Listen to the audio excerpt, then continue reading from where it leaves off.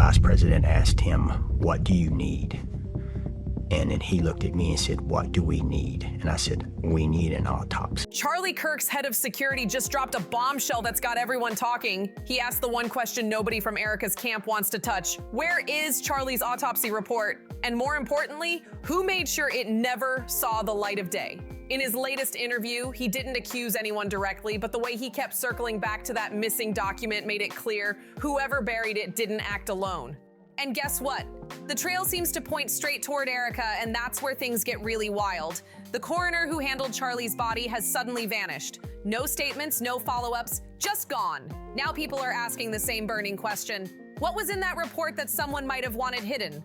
And why does Erika look like the one sitting on top of the secret? Let's take a step back. Charlie was pronounced gone at the scene, which already raised eyebrows. Before we even dive into Erika's possible role, we've got to talk about the thing everyone keeps avoiding, the silence surrounding that autopsy. Since the very moment he passed, whispers have been spreading about whether it even happened, whether the results were ever finalized, and if they were, why has nobody seen them? Something isn't adding up here. When Charlie's head of security, Brian Harpo, finally sat down for his latest interview, he dropped the kind of truth that shut down months of wild rumors. He made it clear all that talk about there being no autopsy, completely false. According to Harpo, not only was the autopsy done, but it was officially signed, filed, and stamped weeks ago. That's huge.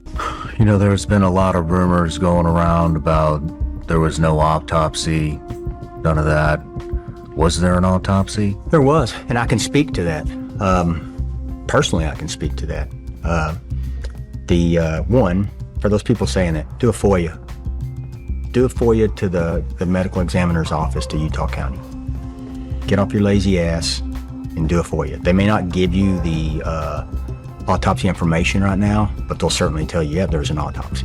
That's the first one. Because as everyone knows, in any serious case like this, an autopsy isn't optional. It's mandatory. So the idea that Charlie's family or even Erika somehow managed to block it never made sense in the first place. But here's where things start to twist. The part Harpo emphasized had everyone raising their brows. He said, yes, you can absolutely request proof that the autopsy exists, but reading it, forget it. That report is locked up tighter than a vault. And that's when the energy in the room shifted. Because sure, sometimes police keep certain details private during an active investigation, but come on. This case is way past the early stage. There's already a suspect heading to trial, prosecutors have laid out evidence, and the timeline's been established. So why is the key document, the autopsy, which literally forms the backbone of the entire medical sequence, still sealed off from the public? According to Harpo, there's no valid reason at all for that report to remain hidden at this point. None whatsoever. And that's exactly what sent people spiraling, saying, if everything's above board, why keep the one report that could clear up everything locked away like some forbidden secret? Something doesn't smell right here. When the person who is literally in charge of Charlie's safety says he can't think of any legitimate reason for all this secrecy, people start connecting dots fast. That's when the assumption shifts. This isn't about following procedure anymore, it's about protecting someone. And then just hours after that interview aired, something from the past suddenly came crawling back into the spotlight. An old audio clip from the first responders, one that most people ignored months ago, started making rounds again, and wow, it hit different this time. We just do a clip documenting that. Back. So I did do the request. They emailed me back. He did not go in for an autopsy. The death certificate was signed by the doctor at the hospital. Oh, okay. Can you just do a clip documenting that? I'm sorry, 10-9? Can you just add a step to the case documenting that there was no autopsy? Because this clip didn't just echo what Brian Harpo said, it intensified it. In the leaked dispatch audio, which was recorded just weeks after the tragedy, one responder can be heard saying straight up that Charlie wasn't taken in for an autopsy. At first, everyone brushed it off. They said it was fake, taken out of context, or just part of the chaos from that night. Nobody gave it much attention back then because everyone assumed the investigation was rolling along normally. But once Harpo spoke up, that same clip resurfaced.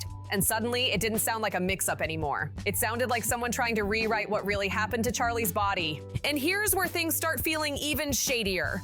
Out of all the hours of law enforcement recordings from that day, this just happens to be the one clip that leaked, the only one that feeds into the rumor that the autopsy was never supposed to be public. That timing feels way too convenient. Naturally, that sent people straight back to questioning Erika again, because from day one, her behavior just hasn't matched what you'd expect from someone who wants full transparency. Every time the truth seems close to coming out, something strange happens to bury it all over again. Something here just isn't sitting right. After that audio clip resurfaced, the internet exploded with theories, and not the usual wild ones. This time, people started digging deep, connecting pieces that had been sitting in plain sight for months. The missing autopsy report, the vanished coroner, the sealed records, all of it suddenly felt like parts of one massive puzzle. And right in the middle of it all stood Erika Kirk, calm on the outside, but clearly under fire behind the scenes. See, what really made things explode was how fast Erika's team tried to downplay everything.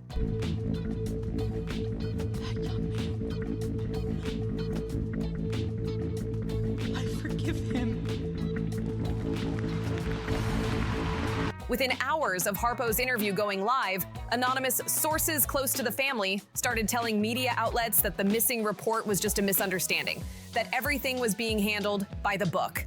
But here's the thing, nobody ever showed the book. No documentation, no statement from officials, no timestamp, nothing. Just vague reassurances meant to calm the storm.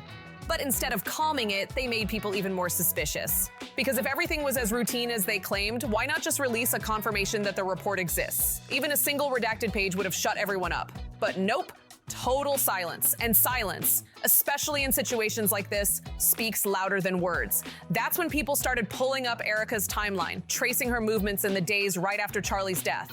Turns out, while the rest of the organization was grieving and trying to coordinate memorials, Erika was already making private phone calls to legal advisors and donors. One of her assistants allegedly mentioned she was restructuring leadership less than 48 hours after the tragedy. Think about that. Before the autopsy was public, before the investigation details were even released, she was already planning what the new hierarchy would look like. And that's not even the most shocking part. Around the same time, someone noticed the official press release about Charlie's passing had been edited twice. The first version expressed shock and grief. The second version removed key language about law enforcement involvement and changed the phrasing around the ongoing investigation. It was subtle, but people caught it. Screenshots from those early posts are still floating around Reddit and X, and side by side, the differences are impossible to ignore. This made the conversation take a dark turn because it started looking less like confusion and more like control.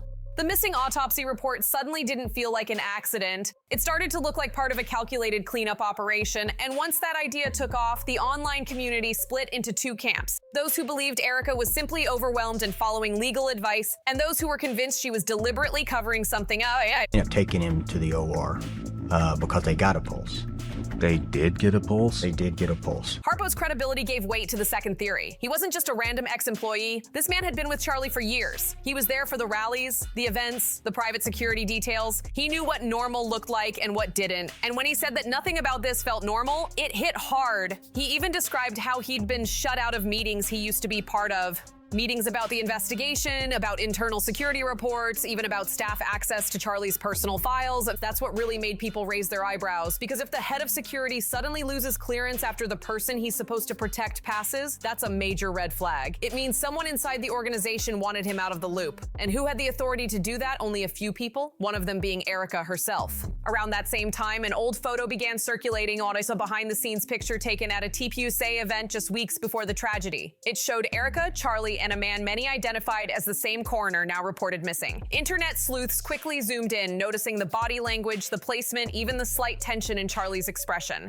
While it's impossible to draw conclusions from a single snapshot, it definitely fueled speculation. Why was the coroner at an event like that? And why, of all people, did he vanish after handling such a high-profile case? As the days passed, more questions popped up. One particularly striking point was the timeline of official statements. The first responders report listed the time of death, but that timestamp didn't match the footage from the live event where it happened. There was a gap. A few critical minutes that still haven't been explained. And now that his interview brought the autopsy back into the spotlight, people began revisiting that gap again, wondering what exactly happened during those missing moments. Then came the claims about digital records. A data leak forum claimed to have obtained fragments of the medical file metadata, not the report itself, but the system logs showing when it was created and who accessed it. Those logs allegedly showed multiple edits within the first 72 hours. Do you think they've caught your husband's killer? So, something I'm so grateful for is that we had one of the most incredible teams for this case. I would never wish it upon anybody to have to go through what we are going through. To have seen the autopsy report, to have seen the different evidence portions that have been collected. Which shouldn't happen if the report was simply awaiting release. Each edit was linked to different user IDs tied to local and state agencies, but one unidentified access entry stood out, a private user from an encrypted network. That discovery sent online investigators spiraling. Who accessed Charlie's file under a private server and why? Erika, of course, didn't publicly address any of it, not once. She posted about faith, family, and legacy, but not about the report, not about Harpo, and definitely not about the coroner. Every post sounded carefully curated, almost rehearsed. And for her critics, that silence felt strategic. They said it looked like she was waiting for the story to fade rather than confronting it head-on. Meanwhile, Charlie's parents reportedly began asking for access to his records, only to be told the case was sealed. That's when the tone of everything shifted again, because now, even the family seemed to be kept out of the loop. It wasn't just journalists or fans asking questions anymore. It was his own parents being told they couldn't see documents about their son's final hours.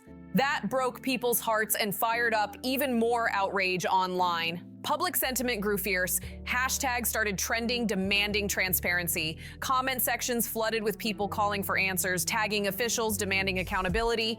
Even people who weren't normally involved in the story began paying attention. And yet, through it all, no statement came. Not from Erika, not from TPUSA, not from local authorities. Nothing but a wall of silence, which only made things worse. As one journalist put it during a live segment, when truth becomes inconvenient, silence becomes the strategy. That line went viral because it summed up exactly how everyone felt. No matter which side people were on and whether they defended Erika or doubted her, they all agreed something didn't line up. And while nobody's accusing anyone of wrongdoing, the optics alone are enough to make the whole situation look messy. The locked report, the missing coroner, the edited statements, and the shifting narratives, it's all too much coincidence for comfort. Now, as more hearings approach and more evidence is set to be presented, the public's trust is hanging by a thread. People want to believe there's a logical explanation. They want to believe this was just bureaucracy and timing. But with each passing day, that belief gets harder to hold on to. Until we can get an autopsy. And I remember her saying a day and a half. And I was like, oh. And so, I mean, she's the boss of that. That's just information. And so I remember I was like, man, that's a long time. We need to get this autopsy done and done right. Because when the people closest to Charlie, his parents, his security chief, his longtime colleagues, can't get straight answers, what chance does the public have? Every unanswered question keeps fueling the next one. And maybe that's why this story refuses to die down. It's not just about the missing report anymore. It's about transparency, loyalty, and the fight to protect truth, even when powerful forces want it buried. So as the countdown to the trial begins, one thing's clear. The silence isn't going to last forever. The truth always finds its way out, and when it does, it's going to shake everything we thought we knew about this story. While the rest of the world was still in shock, trying to process the sudden, heartbreaking loss of Charlie, Erika was already standing on a stage, giving speeches about forgiveness. She spoke about how she forgave the young man involved, painting herself as calm and spiritual while everyone else was still struggling to breathe through the grief. And that's exactly when the backlash started. Major voices online, especially from within the same movement Charlie helped build, couldn't believe what they were hearing. They pointed out how fast Erika seemed to shift from mourning widow to leader in command, almost like she wanted to control the entire narrative before anyone had the chance to start asking the hard questions. That's when it all started to click for a lot of people. The missing report, the secrecy, the interviews, everything suddenly began to fit together like a puzzle that had been hiding in plain sight. Then came Harp's next revelation, the one that sent shockwaves through everyone following the case. He claimed that when Charlie arrived at the hospital, he still had a pulse. According to Harpo, the medical paperwork from that very day could show exactly how long he stayed alive before being declared gone. That detail changed everything, because the viral footage of that tragic moment, footage the whole world has seen, left almost no one believing survival was possible. Yet Harpo hinted that the wound wasn't instantly fatal, suggesting there might have been more time than anyone realized between the moment it happened and the moment the world was told he was gone. That one statement flipped the story on its head. If Harpo's claim is true, it means there's an entire unseen window of time that nobody has ever accounted for. Well, I know I am unseen. To sold to Charlie because I know where he is. But is there no autopsy report? I was just gonna ask Pat, that is there at the like, beginning. and I get Thank it, you. and I get it. It's early, and I get it. But we Not that want early. to see. It's not 2 your weeks. very good point. In 2 weeks. Show us. A window that could hold the real truth about what happened that day. And once that possibility hit the internet, people stopped taking Erika's calm forgiveness speeches at face value. Now they wanted answers. The smallest things, the angle, the wind, even how Charlie moved in that final moment, might have bought him minutes he wasn't supposed to have. And now, insiders are whispering that's exactly what happened. According to several sources, Charlie may have actually survived those first few moments and didn't pass until later from what they're calling severe blood loss. If that's true, it changes everything. Think about it. That would completely rewrite the timeline we've all been told. It would also explain why there's been such heavy silence surrounding the autopsy report. The official story presented by investigators painted a very specific picture, one that led to a suspect being charged and now standing trial for it. If that trial ends in a conviction, it could mean the rest of that man's life behind bars. But here's where the real tension lies, or if there's any chance that the official account doesn't line up perfectly with the medical truth. That alone would be enough reason for someone to want that report buried forever, because if the timeline was off, even by minutes, it could change who's responsible, what evidence actually matters, and how the entire case is judged. That's massive. Then we circle back to the one person who could confirm everything, the coroner, the one person who saw the truth with their own eyes. Insiders say that right after the autopsy was reportedly completed, the coroner suddenly took a leave of absence. No public statement, no explanation, no interviews, just gone. And guess when that happened? Exactly when the report itself disappeared. Now, people can call that a coincidence, but come on. A high-profile coroner vanishing at the same moment a critical medical file goes missing? That doesn't feel random to anyone paying attention. The timing is way too sharp, too synchronized, too convenient, and yet, right when everyone expected Erika's team to finally address it, to clear the air, or even just defend themselves, they went completely silent. That silence spoke volumes. It was the kind of quiet that only happens when people are terrified of what might come out next. And what made it even more suspicious was how the rest of the organization started reacting. Hindsight. The way the bullet hit him, he died instantaneously. He was pronounced dead. He died on the scene. Instead of asking for answers or calling for transparency, key figures around Erika, including staff, donors, and even some of Charlie's old political allies, began shifting the narrative. Suddenly, they weren't pushing for truth. They were polishing Erika's image. Think about that. Instead of standing up and demanding the missing report be found, their focus became protecting her reputation, hosting interviews, staging appearances, and putting out carefully crafted statements about unity and moving forward. It felt like a full-blown PR operation had replaced the investigation itself. And that's what made so many people stop and question, what are they trying so hard to protect? If Erika had nothing to hide, why not come forward, address the missing files, and clear her name once and for all? Instead, her entire circle went quiet like a curtain dropped over the truth.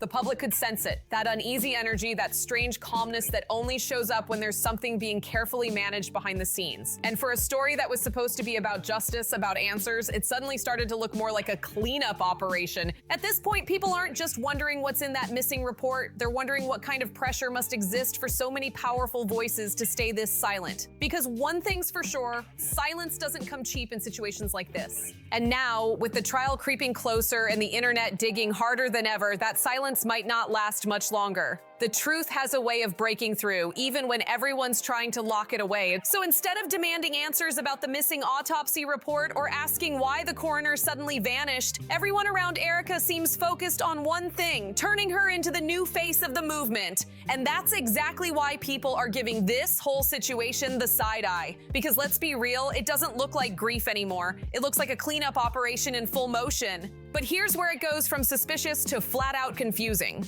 Apparently, the autopsy isn't the only thing that got buried.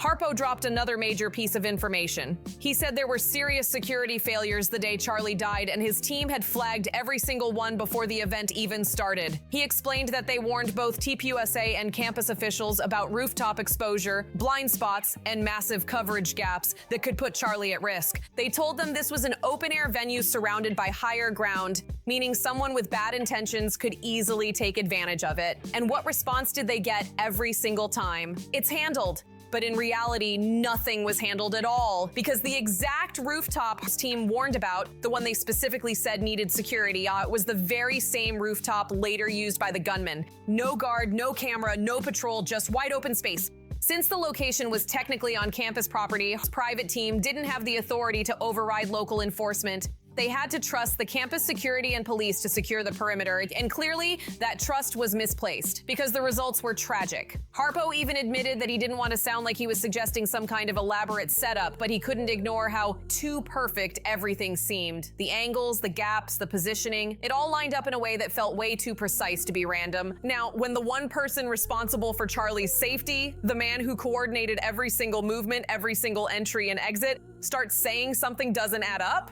that's not a small detail. That's a flashing red flag. And the deeper people look into what actually went wrong that day, the harder it's going to be for Erika to act like she doesn't notice what's staring her in the face. Because everything, the missing report, the vanished coroner, the ignored warnings, all circles back to that single piece of evidence nobody can get their hands on. Charlie's autopsy report.